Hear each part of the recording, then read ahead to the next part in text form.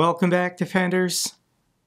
Today, let's start with some bad news for Russia. Ukraine downs fighter jets in Russia's Kursk Oblast. This has been confirmed by Russian military bloggers that Russia lost another Su-35 fighter jet.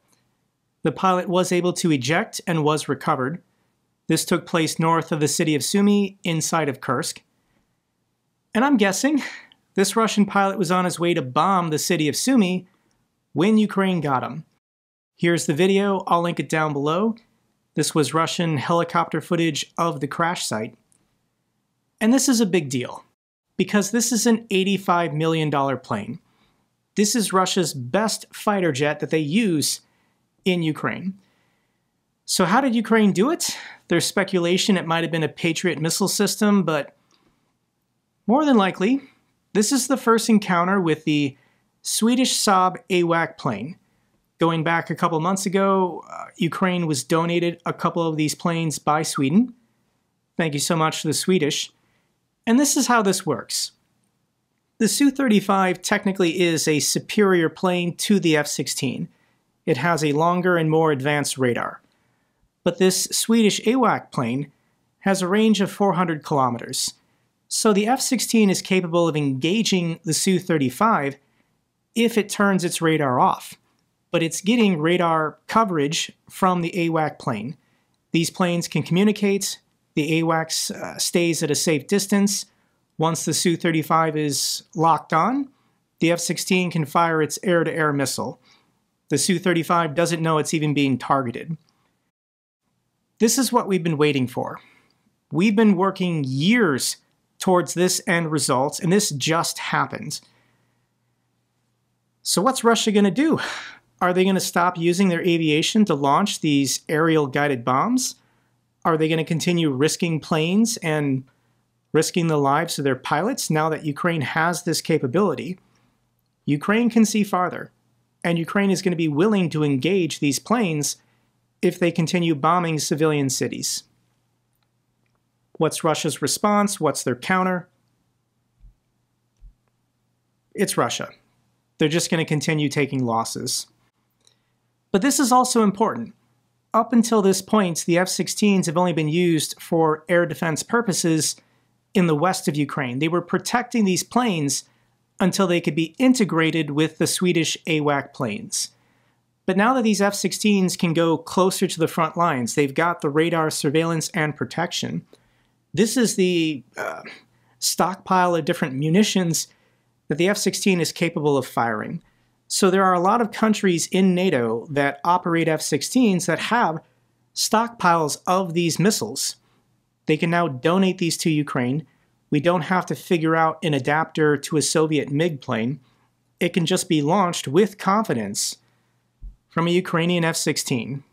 This is cool. Quick follow-up on Operation Spiderweb. Russia claims strategic bombers hit by Ukraine are fixable.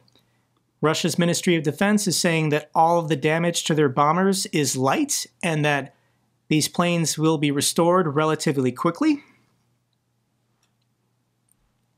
And it's the Russians, they just lie. So we've been wondering, what is Russia's response going to be to Operation Spiderweb? Ukraine has been bracing itself for a massive attack of some kind, and last night Russia did launch 407 drones and 45 missiles against Ukraine. Here's the chart showing 452 air attacks. Ukraine successfully shot down close to 400 of them, but missiles and drones are still hitting their targets. Here is a time-lapse video. I'm going to speed this up, but this is what it looks like every night in Ukraine now. Sometimes Russia only fires 50 drones and missiles, but Russia's goal is 500. Russia's Ministry of Defense says they're aiming to produce 500 drones a night to be used in Ukraine. But really, if Russia just continues opening factories, why not 1,000? Why not 2,000? Russia can't make progress on the ground. Their forces cannot advance. So at the moment, Russia is all in on these air attacks. to just degrade and wear down Ukraine, hoping that this will somehow affect their ground forces being able to defend. Kharkiv endures the most extensive attack since the full-scale invasion began. 3 civilians killed, dozens injured. I'll link these videos down below, but this is journalist Maria Avdiva. Kharkiv in flames. More than 50 explosions in just 2 hours. Russia launched 48 Shahed drones, 4 glide bombs, and 2 missiles just against the civilian city of Kharkiv. One of the heaviest attacks on the city. 3 killed, and again, residential buildings under attack. This is Kate from Kharkiv. Kharkiv is currently enduring the most powerful attack since the start of the full-scale war. In just an hour and a half, at least 40 explosions rocked the city. The enemy is simultaneously striking with missiles, drones, and guided aerial bombs. I can't play these videos, but I'll link them down below.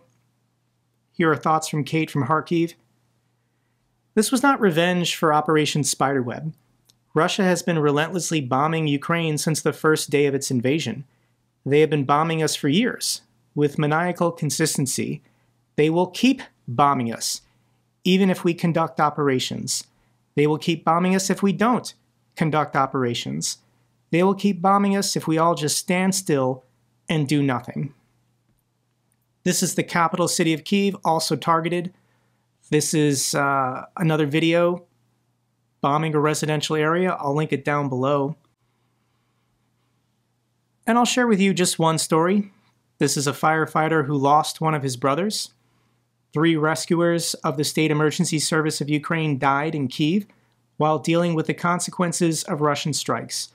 Another 9 emergency workers were injured, some are seriously injured, and doctors are fighting for their lives.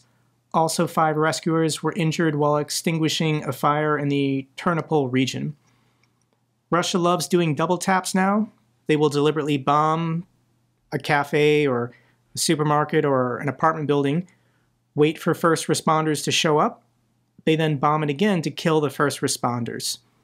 This is a war crime, but that's pretty much all that Russia has left. Russian missile killed young couple planning marriage. They lived on the 8th floor. Their bodies were found in the basement after the building collapsed.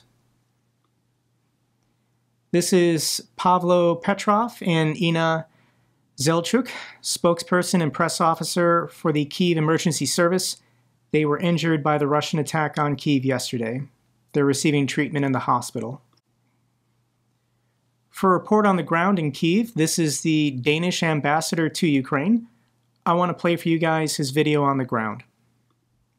Good morning. I'm the ambassador of Denmark, and this morning I'm in the peaceful neighborhood of Juliavsky, which is not very far from the embassy. The reason why I'm here, you can see behind me, this is an office building that was attacked twice during the night.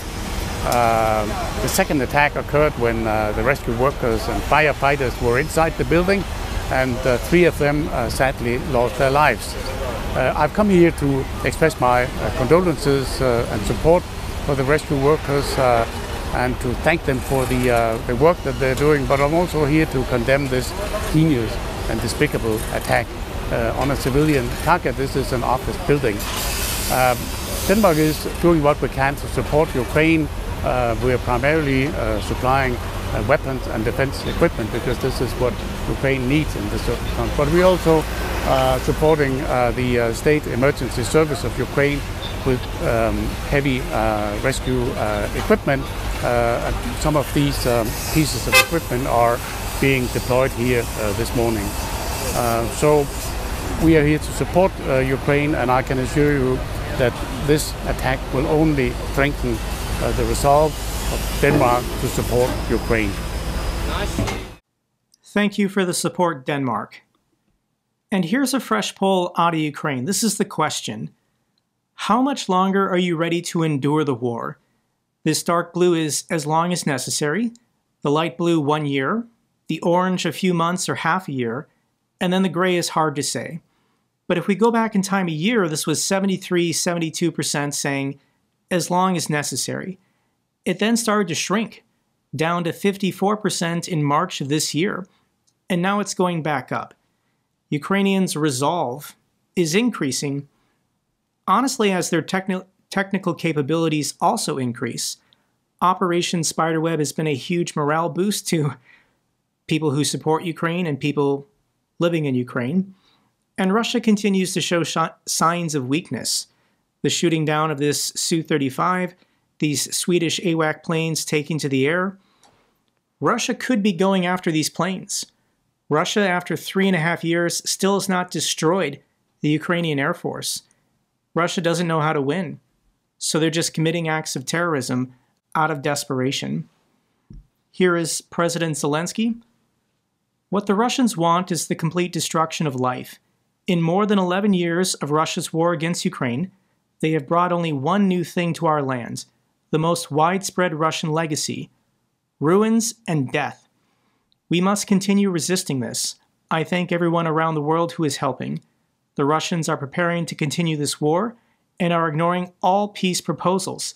They must be held accountable. We are working to strengthen Ukraine's air defense.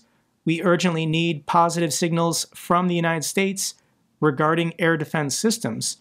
We are still waiting for a response to our request to purchase systems that can help us. Zelensky urges the United States to act on Ukraine's request to buy air defense after this deadly Kharkiv bombing. Zelensky says the United States has not answered Ukraine's request to buy air defense systems. This was over a month ago that Zelensky stated that Ukraine is ready to spend $15 billion to purchase 10 Patriot air defense systems. That is $1.5 billion per Patriot battery. This is money for the United States. This is jobs. This is tax revenue. And these are defensive weapon systems to protect their civilian cities from nightly bombings. What is Donald Trump's justification or rationale for preventing the sale for profit of air defense systems to a country in Europe that needs it? And this is where things get stupid.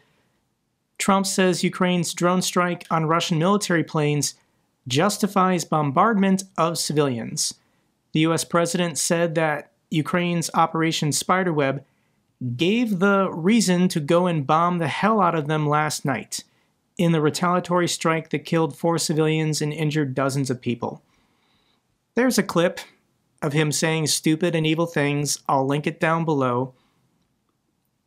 But no, this is not justified. It's not been justified the last 3.5 years. And we have the surveillance video. This is the FPV video feed showing that these planes had missiles loaded under the wings. These planes were fully fueled. They had the munitions under the wings. Within hours, they were going to launch and bomb civilian cities. But because Ukraine went after a valid military target and destroyed these planes, the President of the United States says it's okay for Russia to bomb civilian cities because Ukraine destroyed a plane that was going to bomb civilian cities. That's how stupid this is. So we've gone from Trump saying, I'll end the war in 24 hours, to saying, I'll end the war in 100 days, to saying, what do you want from me? I just got here. This is Biden's war. And now he's saying, Putin, go ahead and bomb the hell out of them. They deserve it after what they did to your nuclear bomber fleet. And of course, Trump is quietly pressuring the Senate to weaken Russian sanctions. This is according to the Wall Street Journal. If you watch this channel, we all know who Donald Trump is.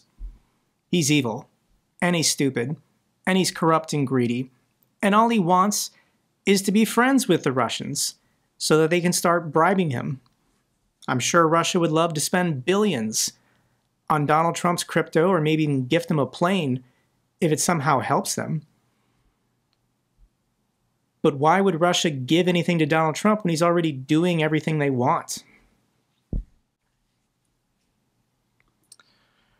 We need real leadership, and it's not going to come from the United States the next 3.5 years. To all my friends living in democracies around the world, I'm sorry. We're dealing with it. Donald Trump is going to go down in flames eventually, but the rest of the world has to get along, survive without U.S. leadership until January 20th, 2029. So we've got a little bit coming from the Germans. I really like this new chancellor and the strong language he's taking. He visited Trump at the White House and it went okay. And then he appeared on Fox News. So this seems to be the new tour circuit. Anytime a European leader goes to the White House, they then go to the Fox News studio in Washington, D.C. to do an interview. And this was a very good interview from the German chancellor. I'll link this down below, but I also want to play this clip for you saying that the only way we'll have peace is through strength. And the implication being is that Donald Trump is not projecting strength right now. Only strength brings peace. And if you are weak, you invite aggression. So Ukraine has to be strong. And that's the reason why we are giving support, militarily, financially, politically, for itself. And this is something we would like to be continued as long as necessary. But again, our common goal is to bring this terrible war to an end. The German chancellor also made the bold argument that if Ukraine had never given up their nuclear weapons, then there wouldn't have been a war. Or when Ukraine wanted to join NATO in 2008, Germany and France blocked it. This is the German chancellor apologizing that Germany stood in the way of Ukraine's NATO membership back in 2008. And if Ukraine had joined NATO in 2008, there wouldn't have been a war. You can't really argue with that, because it's true. Okay, let's now talk about the drama between Donald Trump and Elon Musk. And this falling out was one of the most predictable events in human history. Here on this channel for the last 6 months, I've been saying this wasn't even going to last 6 months. I knew these two men were going to turn on each other because they're both thin-skinned, emotional babies that have to have their way on absolutely everything. So they're fighting, and at the moment, there's kind of a truce. I think between this round of back and forth, Donald Trump won. Elon Musk posted that the reason why the Jeffrey Epstein files were not released is because Donald Trump is in the Jeffrey Epstein files, implying that Donald Trump is a pedophile. Elon tweeted this. Trump then threatened to cancel all government contracts with SpaceX and Tesla. Elon then deleted the tweets. So these two are not speaking. They're not friends. They're not working together. In general, this is good for Ukraine. Russians respond with mockery to the Trump-Musk feud. And there's a clip on Russia Media Monitor. I'll link it down below. It's not really worth reading. Pundits worry that the Trump-Musk feud might harm Russia. Yes, Elon Musk is clearly pro-Russian. Donald Trump is sympathetic to the Russians and likes Russia. And if these two are fighting each other, then they're not helping Russia, which is what Russia wants. So I view this as a good thing. The Russians are going to talk about it. They're going to joke about it. Russia could give Musk political asylum amid the Trump feud, according to a Russian lawmaker. And this isn't that crazy of an idea. If Elon Musk has gone rogue, he knows all of Donald Trump's secrets from the last year. Elon Musk was like Trump's #1 political advisor past September of last year. So Elon Musk knows everything, all the secrets of the campaign. And if this guy has gone crazy and turned on Trump, this is a liability. So I do think there is some genuine risk to Elon Musk and his safety, as long as Trump remains president. And could he end up moving to Russia? I don't think he would do that. Like, if Elon Musk were to flee the country, he would probably go to China. I think he would prefer living the rest of his life in China than rooming with Edward Snowden in Russia. But it gets weirder. Elon Musk attends Kremlin-backed event in Moscow and praises Putin and spreads Russian propaganda. This is Elon Musk's father in Red Square today. He's going to be a guest of honor at some kind of Russia Future event. So here is Elon Musk, Elon Musk's father. Here's Alex Jones, also obviously a Kremlin agent. The opinion of Elon Musk is irrelevant. The only reason why this guy is being invited to Moscow is because he's Elon Musk's father, and the Russians want to flatter or influence Elon Musk. This strategy doesn't actually make any sense because Elon Musk doesn't even like his father. Shocker, they don't get along. But for probably good reasons, and I'm actually going to come down on Elon Musk's side here. I'll link this video down below, but if you want to take 11 minutes, this is the most effed up family tree I've ever seen. And this is 2 years old. Elon Musk might have already had like 20 more children with random women who sign non-disclosure agreement forms. But Elon Musk's father ended up having children with his wife's daughter. So this is not Elon's mother, and this daughter was a stepdaughter. But yeah, Elon's father is currently fathering children with his wife's daughter. And these are Elon Musk's half-siblings now. It's gross. It's pretty weird. But the common thread that all of the people in the Musk family has is they like Russia, and they like the Russians. Elon Musk is not tweeting anything in support of Russia or Trump at the moment, and he's passively retweeting stuff like this. Republicans announce plan to keep doing opposite of what everyone voted for them to do. Elon Musk is upset about tax cuts for the rich and this bill to increase the deficit by like $4 trillion. Chaos is good. I mean, if people who support Russia are fighting each other, Ukraine and the rest of us can just sit back and watch. This is entertaining. But Ukraine is fighting back. I do want to highlight their accomplishments. We're not going to get a lot of stories. We're not going to get a lot of reports out of Russia. Local Russians on the ground who take pictures and videos and post them are being punished. They don't want this information getting out. So what has Ukraine been doing? And they countered the other night with 400 of their own drones launched at valid military targets inside of Russia. Ukraine targets Russia's explosive-making Azot plant. This is what the plant now looks like. It was producing petroleum products for the Russian military, and now it's gone. Russian weapons plant hit by drones in the Tambov Oblast. These drone-making factories, Ukraine has the intelligence. They know where they are. So Ukraine is trying to be proactive. Take out the drones with your own drones before their drones can hit your cities. So this one drone factory, I mean, that's 1, 2, 3, 4, 5, 6, 7, 8 different Ukrainian drones that slammed in the roof. What's the damage inside the drone-producing factory? We won't know. Mi-8 helicopter blown up, M-35 wrecked as Ukraine hits Russia's Bryansk airport. This is what the smoke looks like in the distance, and Ukrainian drones successfully took out a couple Russian helicopters.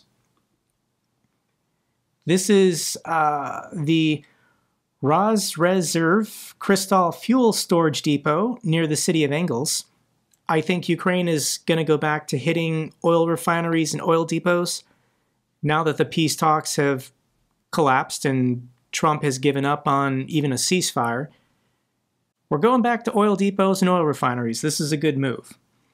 This oil depot fire near Engels is still burning on the 3rd day, so another huge loss for the Russian oil industry. There's also an oil depot fire at a Lukoil plant in the Nizhny Novgorod region. This is 800 kilometers from the front line. I want to share this story because it made me laugh. Russia's newest drone protection exposed as painted household cookware. So the Russian military said you can't drive any vehicles unless you have electronic warfare jamming equipment on the vehicle. But Russia doesn't have enough electronic warfare jamming equipment for all their vehicles. So to get around this, Russian soldiers are just taking cookware, painting them green or gray, and then gluing them on their trucks. Here's the video. I'm not making this up. Володя, покажи рэп. Новый рэп получили. Вот. Ну, подними, покажи его. Надо ж модель посмотреть. Называется тазик. Все, устанавливаем. It's a plastic wash bucket that they're just spray painting and then gluing on the top of their truck. This is how the Russian military fights on the front lines. This is a really interesting video. Unfortunately, it's from the Russian perspective. So this is a fiber optic FPV drone being flown by Ukraine through a Russian position, and the Russians are waiting to ambush it with a pair of scissors. This is incredible to watch.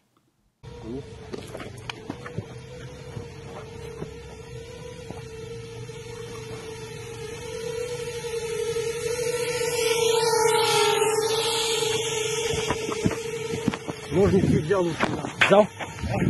Вон он идет. Как хуй-то где же это? Вот он. Нет. Вот эти все режь. Падает, падает. Падает? Ага.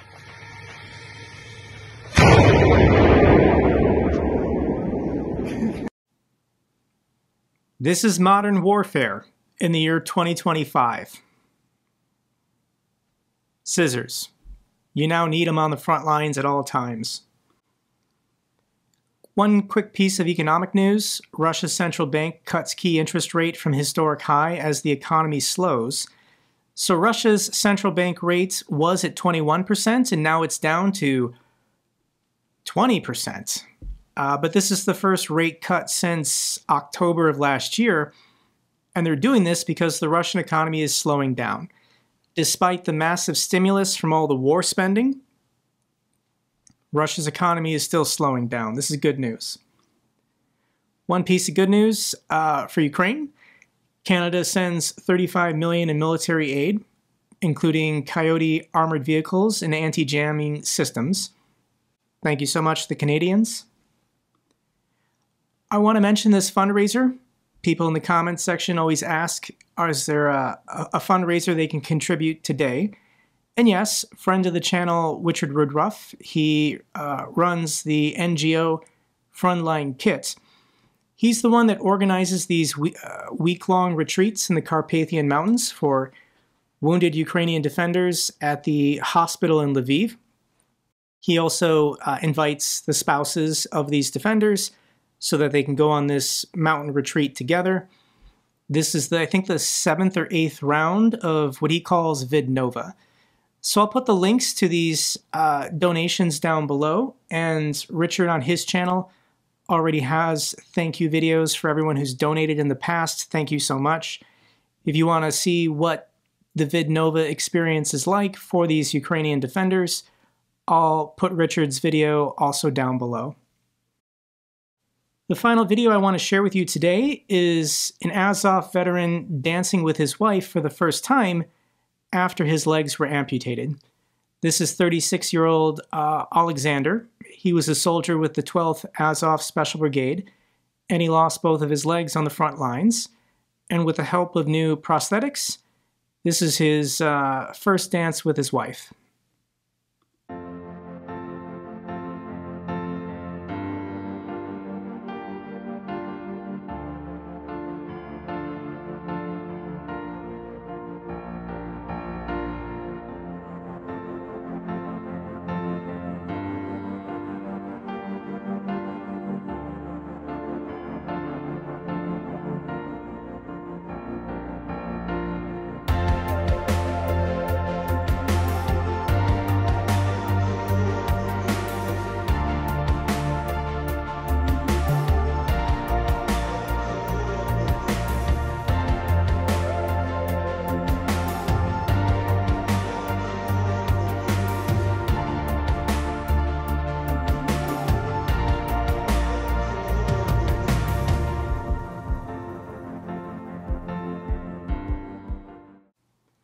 That's all for this update video.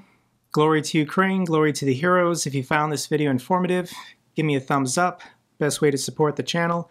Comments and questions, let me know down below. I love hearing from you guys. Till the next video, keep defending the truth, keep defending democracy.